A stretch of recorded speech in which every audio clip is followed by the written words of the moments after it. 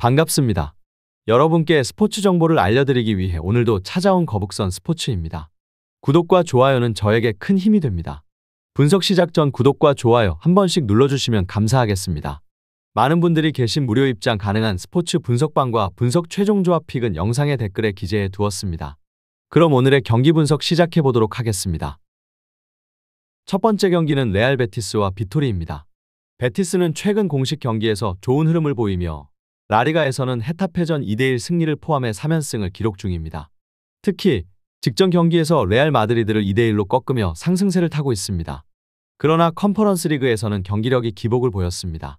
헨트와의 1차전에서 3대0 승리를 거뒀지만 2차전에서는 홈에서 0대1로 패하며 불안한 모습을 노출했습니다. 가장 큰 변수는 부상으로 마르크 로카, 지오바니 로셀소, 압데, 앙헬 오르티스 등이 이탈하며 중원과 공격진의 로테이션 폭이 좁아졌습니다. 특히 로셀소의 부재는 창의적인 패스 플레이에 영향을 미칠 수 있습니다. 공격에서는 이스코와 안토니의 활약이 중요하며 최근 폼이 좋은 이스코가 빌드업을 주도할 전망입니다.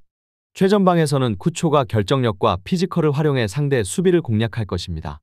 다만 상대의 강한 압박을 받을 경우 수비 라인에서 실수가 나올 가능성이 있습니다. 비토리는 최근 5경기에서 2승 3무를 기록하며 안정적인 흐름을 이어가고 있습니다. 특히 포르투 원정에서 1대1 무승부를 기록하며 강팀을 상대로도 쉽게 무너지지 않는 모습을 보였습니다. 이번 경기에서 가장 중요한 요소는 수비 집중력입니다.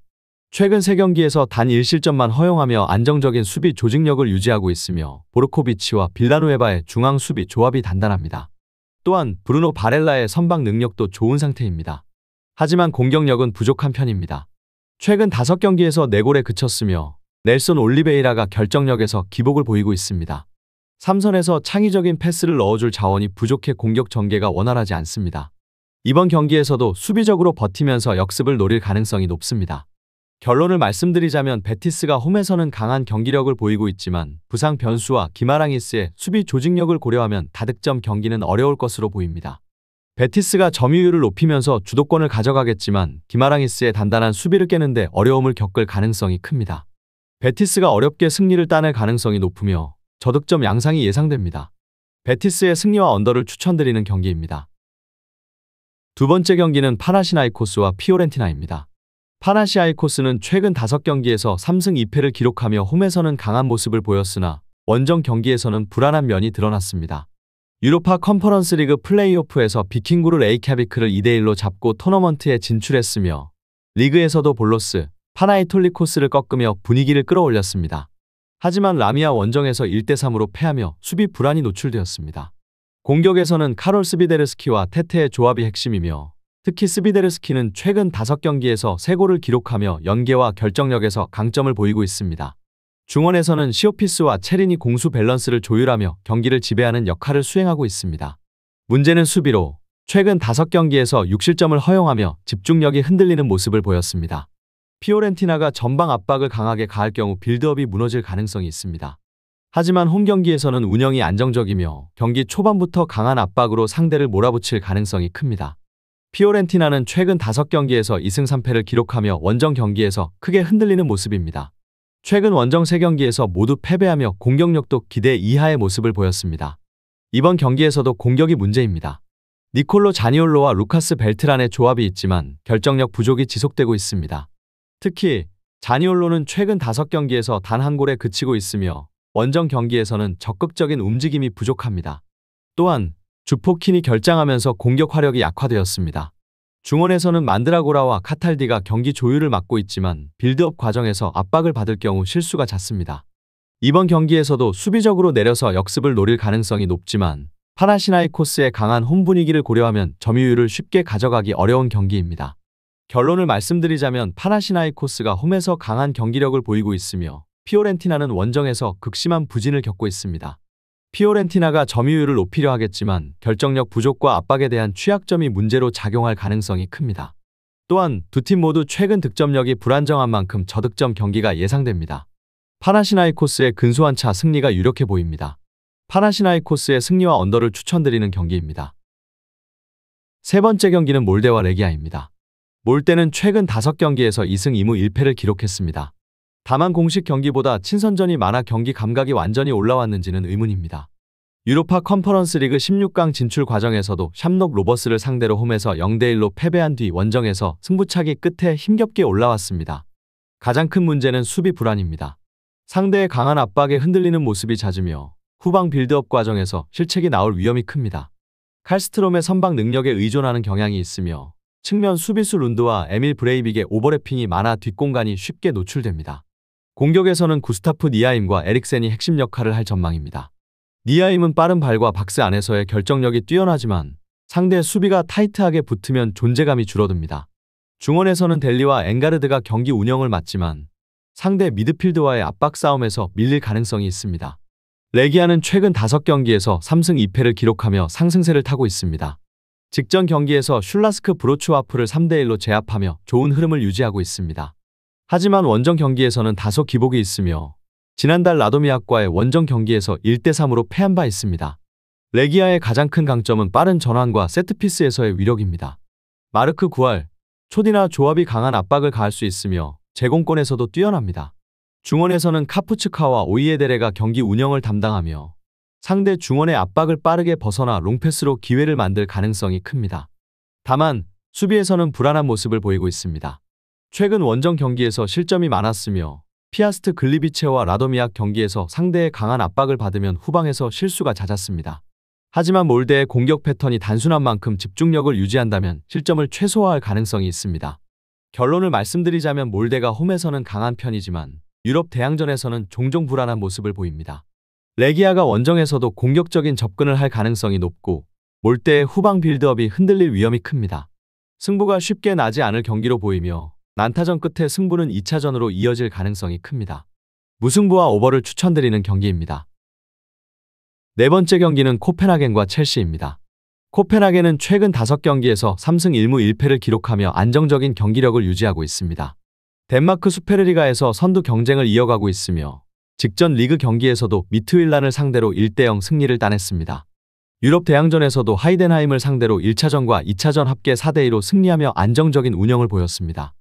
이번 경기에서 코펜하겐의 핵심은 홈 이점입니다. 유럽 대항전에서 홈에서 강한 모습을 보이며 상대를 압박하는 능력이 뛰어납니다. 공격에서는 클라에손과 엘류누시의 역할이 중요합니다. 특히 클라에손은 최근 리그 3경기 2골로 폼이 좋은 상태입니다. 미트윌란전에서도 결정적인 패스를 넣으며 팀 공격을 이끌었습니다. 문제는 수비입니다. 주전 센터백 레라거의 출전 여부가 불투명하며 중원에서의 압박이 강하지 않으면 상대에게 중거리 슈팅 기회를 쉽게 내줄 가능성이 큽니다. 첼시의 강한 압박을 고려했을 때 후방 빌드업 과정에서 실책이 나올 위험이 있습니다. 첼시는 최근 5경기에서 2승 3패를 기록하며 기복 있는 모습을 보이고 있습니다. 직전 경기에서 사우샘프턴을 4대0으로 압도하며 반등에 성공했지만 원정 경기에서는 3연패를 기록 중입니다. 특히 브라이턴과의 2경기에서 연달아 패하며 수비 조직력이 무너지는 모습을 보였습니다. 이번 경기에서는 팔머와 은쿤쿠의 활약이 중요합니다. 팔머는 최근 경기에서 3골을 기록하며 공격의 핵심 역할을 하고 있으며 은쿤쿠 역시 복귀 후 서서히 폼을 끌어올리고 있습니다. 중원에서는 카이세도와 엔조 페르난데스가 경기 흐름을 조율할 전망이며 네투 역시 최전방에서 연계 플레이를 담당하며 공격 전개를 원활하게 만들 수 있습니다. 문제는 수비 불안입니다. 바디아실과 찰로바의 이탈로 인해 센터백 라인의 변수가 많으며 마크 쿠쿠렐라와 말로 구스토의 측면 수비가 공격적인 성향을 띠는 만큼 역습 상황에서 코펜하겐이 이를 노릴 가능성이 높습니다. 결론을 말씀드리자면 첼시가 원정 경기에서 불안한 모습을 보이고 있지만 코펜하겐의 수비도 탄탄하지 않은 만큼 난타전이 될 가능성이 높습니다. 첼시가 승리할 가능성이 크지만 쉽게 끝날 경기는 아닙니다.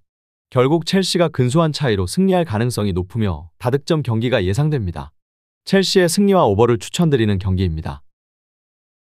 5번째 경기는 야기엘로냐와 브루게입니다. 야기엘로냐는 최근 5경기에서 3승 1무 1패를 기록하며 좋은 흐름을 유지하고 있습니다. 특히 바슈카 토폴라전에서 강한 공격력을 보이며 경기 내내 압도적인 퍼포먼스를 펼쳤습니다.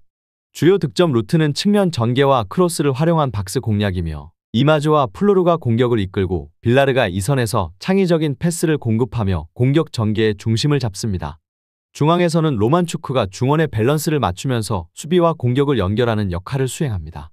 수비에서는 스크르집착과 폴락의 센터백 조합이 안정적이지만 상대의 빠른 역습을 막는 데 다소 약점을 보입니다. 하지만 홈경기에서 강한 압박을 펼치며 상대를 밀어붙이는 전술을 사용할 가능성이 높습니다. 브루게는 최근 5경기에서 1승 3무를 기록하며 무승부 비율이 높습니다. 공격력이 다소 부족하지만 수비적으로 실점을 최소화하며 끈끈한 경기 운영을 이어가고 있습니다. 공격에서는 소머스가 팀 내 에이스 역할을 맡고 있으며 미다와 프란시스가 2선에서 지원하지만 전체적인 공격 패턴이 단순하고 경기당 평균 득점력이 낮은 것이 약점입니다. 수비에서는 페린, 디아키테, 라비치가 중심을 잡고 있으며 마그네가 측면에서 지원합니다. 3-5-2 포메이션을 기반으로 미드필드에서 강한 압박을 가하며 상대가 빠른 전환 플레이를 시도할 경우 수비 블록을 깊게 가져가면서 대응하는 경향이 있습니다. 결론을 말씀드리자면 야기엘로냐의 홈 경기력과 공격력을 고려하면 승리 가능성이 높지만 브루게가 수비적으로 탄탄한 모습을 보이고 있어 다득점 경기는 어려울 가능성이 큽니다.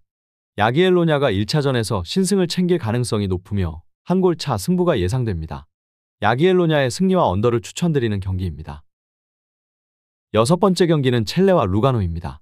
첼레는 유럽 대항전 경험이 부족하지만 이번 대회에서 예상 이상의 저력을 발휘하고 있습니다.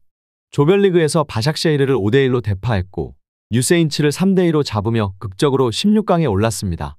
공격의 핵심은 쿠치스로 유럽 대항전 5경기에서 5골을 기록하며 해결사 역할을 수행 중입니다. 델로리에르 쇼베, 프루체프 등이 이 선에서 공격을 지원합니다. 다만 수비 조직력이 불안하며 최근 올림피아 류블리아나와의 경기에서 0-2로 패하며 약점을 노출했습니다. 이번 경기에서는 네마니치의 복귀 여부가 수비 안정화의 관건이 될 전망이며 홈 이점을 살려 적극적으로 공격에 나설 것으로 보입니다. 루가노는 유럽 대항전에서 경쟁력을 보였지만 최근 공식전 3연패를 기록하며 분위기가 급격히 가라앉았습니다. FC 취리히전 0-3 대패, 스위스컵에서 2부팀 비엘비엔에게 패배하는 등 경기력이 흔들리고 있습니다. 중원의 핵심인 비슬리미가 부상과 징계로 결장하면서 중원 장악력이 떨어질 가능성이 높습니다. 최전방에 코우치아스가 나서지만 최근 득점력이 저조한 것이 문제입니다. 도스 산토스, 보타니 등이 이 선에서 활로를 열어야 하지만 경기력 기복이 심합니다. 수비 라인은 자노티, 하이다리가 버티고 있지만 최근 3경기 6실점을 허용하며 조직력 불안이 뚜렷합니다. 원정 경기에서 강한 모습을 보였던 이전과 달리 현재 흐름은 불안합니다. 결론을 말씀드리자면 첼레가 홈에서 공격적으로 나설 가능성이 크고 쿠치스의 득점력이 살아있는 만큼 득점 기대치가 높습니다. 반면 루가노는 중원 핵심 자원의 결장과 최근 수비 불안으로 인해 실점 가능성이 큽니다. 양팀 모두 득점할 확률이 높으며 다득점 양상이 될 가능성이 높습니다. 결과적으로 첼레가 한 골 차 승리를 거둘 가능성이 크며 오버 배팅이 유리할 전망입니다. 첼레의 승리와 오버를 추천드리는 경기입니다. 7번째 경기는 보라츠와 라피트빈입니다. 보라츠는 득점력 부족이 심각합니다. 본선 8경기에서 단 5골을 넣었지만 4경기 클린시트를 기록하며 수비적으로 끈질긴 모습을 보였습니다. LASK 린츠를 2-1로 꺾고 파나시나이코스와 1-1로 비긴 점은 긍정적이지만 유로파 컨퍼런스 리그 22로 간신히 플레이오프에 진출했습니다. 올림피아 류블리아나를 상대로 1-0 합산 승리를 거두며 16강에 올랐습니다. 리그에서는 보스니아 프리미어리가 2위로 선두 지린스키와 승점 4점 차입니다. 전술적으로 4-2-3-1을 주로 활용하며 데스포토비치가 팀 내 최다 득점자지만 결정력은 아쉽습니다. 이선의 쿠라신, 사비치, 부코비치가 측면과 중앙을 유기적으로 활용하며 니콜로프와 오그리네츠가 중원을 책임집니다. 수비에서는 헤레라가 징계로 결장하며 그의 대체자로 수비치가 나설 예정입니다. 최근 5경기에서 단 3골에 그치며 공격력이 심각하게 저조합니다. 라피트빈은 최근 3연패로 부진했지만 직전 경기에서 라인도르프 알타흐를 5-0으로 완파하며 반등했습니다. 유럽 대회에서도 초반 이스탄불 바샥쉐이르, 노아, 페트로콥을 연달아 제압했고 FC 코펜하겐을 3-0으로 꺾으며 16강에 진출했습니다. 리그에서는 5위까지 내려앉았으며 선두권과의 승점 차가 9점으로 벌어진 상황입니다. 하지만 유럽 무대에서 만회하려는 동기부여가 강합니다. 4-2-3-1 전술을 활용하며 베료가 이번 대회에서 3골 2도움을 기록하며 공격을 이끌고 있습니다. 얀손이 핵심 역할을 맡고 있으며 샤우프, 자이들도 공격적으로 움직입니다. 중원의 상가레와 그르기치가 밸런스를 맞춥니다. 수비는 최근 5경기에서 10실점을 허용하며 불안하지만 직전 경기에서 무실점 승리를 거두며 분위기를 반전시켰습니다. 바냐루카의 둔탁한 공격력을 고려하면 실점 위험은 크지 않을 가능성이 높습니다. 결론을 말씀드리자면 라피드 빈의 승리가 유력합니다. 직전 경기에서 5-0 대승을 거두며 공격력을 회복했고 베료와 얀손의 활약이 기대됩니다. 바냐루카는 수비적으로 단단하지만 공격력이 지나치게 빈약합니다. 라피드 빈이 높은 점유율을 유지하며 경기를 주도할 가능성이 높고 바냐로카가 최근 5경기에서 3골밖에 넣지 못한 점을 고려하면 언더 접근이 합리적입니다. 라피드 빈의 무난한 승리가 예상됩니다. 8번째 경기는 파포스 FC와 유르고르덴입니다. 파포스는 구단 역사상 첫 유럽 대항전 참가에도 16강까지 진출하며 기대 이상의 성과를 내고 있습니다. 키프로스컵 우승으로 유럽 무대에 입성한 후 유로파 리그 예선에서 탈락했지만 컨퍼런스 리그로 전환해 16강행 티켓을 따냈습니다. 국내 리그에서는 선두 경쟁 중이며 직전 경기에서 APOEL을 2대0으로 꺾으며 상승세를 이어갔습니다. 하지만 오모니아전 1대2 패배에서 보듯 경기 막판 집중력 문제가 불안 요소입니다. 전술적으로 4-2-3-1을 사용하며 자이로가 12골을 기록하며 원톱 역할을 수행합니다. 안데르손 실바는 15골로 팀 내 최다 득점자지만 주로 벤치에서 출전합니다. 이선에서는 올시치, 드라고미르, 코헤이아가 창의적인 플레이를 지원하며 중원의 이반 순지치와 페페가 밸런스를 유지합니다. 수비진은 루카센, 골다르, 실바가 구성할 예정입니다. 전방 압박과 중원 장악력이 강하지만 경기 후반 집중력 저하가 약점입니다. 유르고르덴은 유럽 대항전 경험이 풍부하며 지난 시즌에도 16강에 진출했습니다. 이번에도 조별리그에서 4연승을 포함해 13점을 획득하며 16강 직행을 확정했습니다. 하지만 최근 흐름이 좋지 않습니다. 스웨덴 리그 개막 전이라 공식 경기 감각이 떨어진 상태이며 직전 스벤스카 컵 조별리그에서 예테보리에게 0대1로 패하며 탈락했습니다. 전력 공백이 큽니다. 이번 시즌 유럽 대항전 6골을 기록한 핵심 공격수 휘메시 부상으로 결장하며 응웬이 최전방을 맡을 가능성이 큽니다. 하지만 응웬은 최근 경기에서 득점 감각이 저하된 모습입니다. 이선에는 주겔리, 팔레니우스, 아슬론드가 배치될 예정이며 중원의 슐러와 스탠손이 조합을 이루지만 사보비치의 이적으로 인해 중원 조직력이 다소 약해졌습니다. 수비진은 테노, 라르손, 코스기가 출전할 예정입니다. 결론을 말씀드리자면 파포스의 승리가 유력합니다. 홈 경기에서 안정적인 운영을 펼칠 가능성이 높고 유르고르덴이 리그 개막 전이라 실전 감각이 떨어져 있습니다. 핵심 공격수 휘멧의 부재도 유르고르덴에게 불리한 요소입니다. 반면 파포스는 리그 선두 경쟁을 펼치며 꾸준한 경기력을 유지하고 있습니다. 유르고르덴의 경기력이 완벽하지 않다는 점을 고려하면 파포스의 승리가 유력하며 파포스의 수비력과 유르고르덴의 득점력 저하를 감안하면 언더도 좋은 선택지입니다.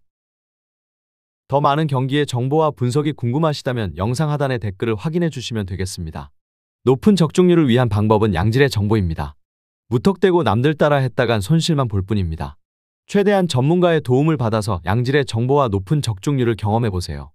주저없이 유튜브 여러 전문가의 도움을 받아보시는 걸 추천드리고 당장 수익을 위해 가입비 내고 이용하는 곳에서 절대로 이용하시지 마시고 유튜브 여러 영상을 참고하셔서 베팅하시는 걸 추천드립니다. 오늘도 영상 시청해주셔서 감사드리고 건승하는 하루 되시길 바랍니다.